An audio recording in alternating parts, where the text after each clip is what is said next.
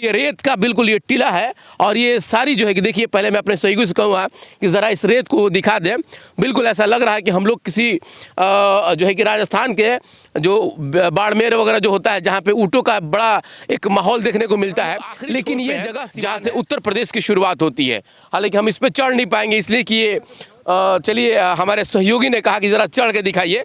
चलिए मैं कोशिश करता हूँ एक बार चढ़ने की, इसलिए कि इस पे चढ़ना हालांकि इतना आसान नहीं है। ये तस्वीर ज़रा आप देख लीजिए और बिल्कुल ऐसा, बिल्कुल चारों तरफ आपको रेत का एक पहाड़ नजर आएगा। एक तरह से पूरे तरीके से यहाँ पे सिर्फ रेत ही रेत आपको नजर आएगी। गाड़ियों का भी जिस तरीके से यहाँ से आना जाना होता है वो आसान नहीं है, इसलिए कि वहाँ बीच में प्लेट रखा हुआ है लोहे का और उस बीच से होकर के कोई भी गाड़ी निकलती है, इसलिए कि ये रेत किसी दलदल से कम नहीं है। इसमें पैर पड़ना या फिर गाड़ी का जो चक्का होता है वो पड़ना, वो बिल्कुल धंसते हुए जाता है। और यही वजह है, आप देख सकते हैं कि गाड़ियों के लिए एक तरह से अलग यहाँ पे वो रास्ता,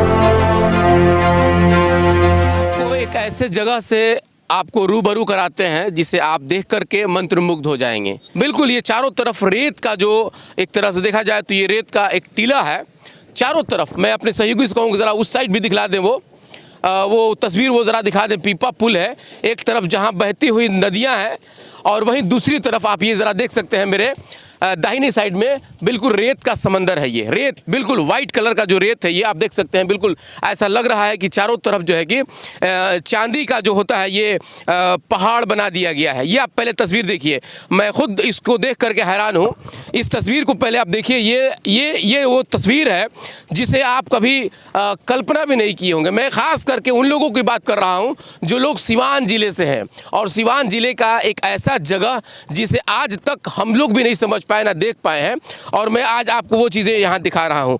पहले इन तस्वीर को आप देख लीजिए कि जिस तरीके से ये तस्वीर है, बिल्कुल रेत का एक पहाड़ है ये, और इस रेत के पहाड़ के बीच में आज हम लोग एक ऐसा रिपोर्ट बनाने के लिए आए हैं जिसे आप देख करके सुन करके ताज्जुब में पड़ जाएंगे।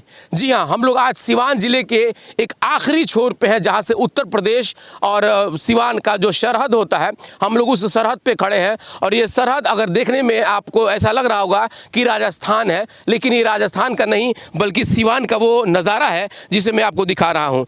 पहले आप इन तस्वीरों को देख लीजिए, आपका भी मंत्र मुग्ध हो जाएगा। बिल्कुल ये रेत का बिल्कुल ये टीला है और ये सारी जो है कि देखिए, पहले मैं अपने सहयोगी से कहूँगा कि ज़रा इस रेत को दिखा दें। बिल्कुल ऐसा लग रहा है कि हम लोग किसी जो है कि राजस्थान के जो बाड़मेर वगैरह जो होता है, जहाँ पे ऊँटों का बड़ा एक माहौल देखने को मिलता है, लेकिन ये जगह सिवान है और सिवान के हम लोग आखिरी छोर पे हैं जहाँ से उत्तर प्रदेश की शुरुआत होती है। हालांकि हम इस पर चढ़ नहीं पाएंगे, इसलिए कि ये चलिए हमारे सहयोगी ने कहा कि ज़रा चढ़ के दिखाइए। चलिए मैं कोशिश करता हूँ एक बार चढ़ने की, इसलिए कि इस पर चढ़ना हालांकि इतना आसान नहीं है, लेकिन फिर भी देखिए ये तस्वीर ज़रा आप देख लीजिए और बिल्कुल ऐसा, बिल्कुल चारों तरफ आपको रेत का एक पहाड़ नज़र आएगा। एक तरह से पूरे तरीके से यहाँ पे सिर्फ रेत ही रेत आपको नज़र आएगी। और आप इन तस्वीरों को ज़रा देख लीजिए, यहाँ मिट्टी बिल्कुल भी नहीं है, सिर्फ रेत है। और ये सिवान ज़िले का दरौली प्रखंड का वो जगह है जहाँ से नदी जो है कि यहाँ से निकलती है, और यहीं पर अंत्येष्टि के साथ साथ एक धार्मिक मान्यता है जहाँ पर लोगों का जो अंतिम संस्कार किया जाता है। हालाँकि यहीं से हम लोग उत्तर प्रदेश की शुरुआत कर लेते हैं।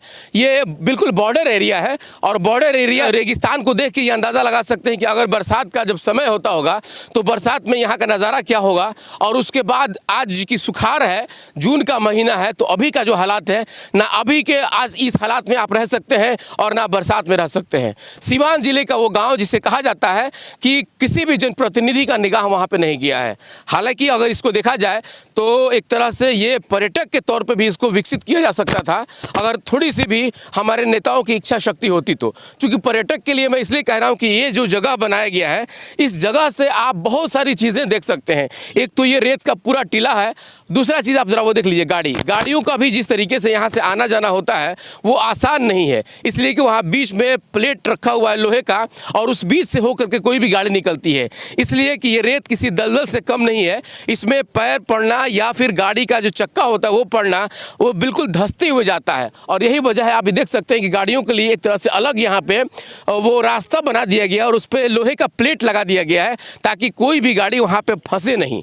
दूसरी जो चीज़ है कि मैंने जो कहा कहा कि अगर इसको विकसित करने की बात की जाती है तो कम से कम यहाँ पे एक तरह से एक जो व्यवसायिक के लिए कुछ पर्यटक के लिए यहाँ एक माहौल बनाया जा सकता था अगर हमारे नेताओं का अगर इच्छा शक्ति होता तो। चूँकि सिवान में अगर ऐसा जगह है तो जाहिर है कि इस जगह को देख करके आपके भी मन में उत्सुकता हो रहा होगा कि काश कि हम लोग भी वहाँ घूमते।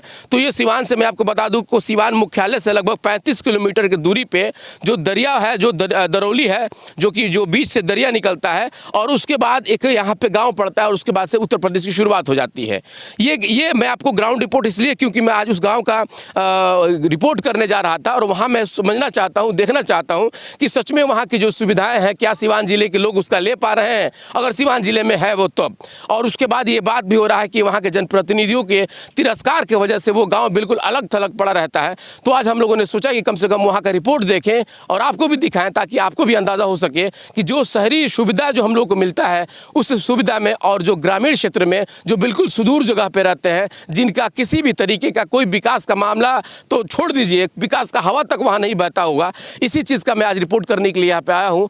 लेकिन उससे पहले मुझे ये लगा कि ये सारी चीज़ें भी आपको दिखा देना चाहिए जो दरौली के एक ऐसे जगह पे जहाँ पे पर्यटक के लिए भी कुछ सुविधाएं हैं, आम लोगों के लिए भी सुविधाएं हैं और अगर देखा जाए तो विकसित करने के लिए एक बहुत ही महत्वपूर्ण जगह ये हो सकता है जो कि दरियाओं के किनारे है, लेकिन बिल्कुल एकदम देखा जाए तो रेत का ये समंदर है या रेत का टीला का है, जो कुछ भी कहें, एक बहुत शानदार चीज़ आपको मैं दिखा रहा हूँ। खास करके S24 न्यूज़ के इस कार्यक्रम से आप खुद देखिए और अंदाज़ा कीजिए कि सिवान में अगर ऐसा जगह है तो विकसित क्यों नहीं हो पा रहा है। चाहे तो ये पर्यटक के तौर पर भी हमारे जनप्रतिनिधियों को विकसित करने का एक बड़ा अच्छा मौका है, अगर कर सकते हैं तो जाहिर है कि इसके लिए सिवान के लोग भी और हो सकता है तो उत्तर प्रदेश और अन्य जिलों के लोग भी इसका फ़ायदा उठा सकते हैं।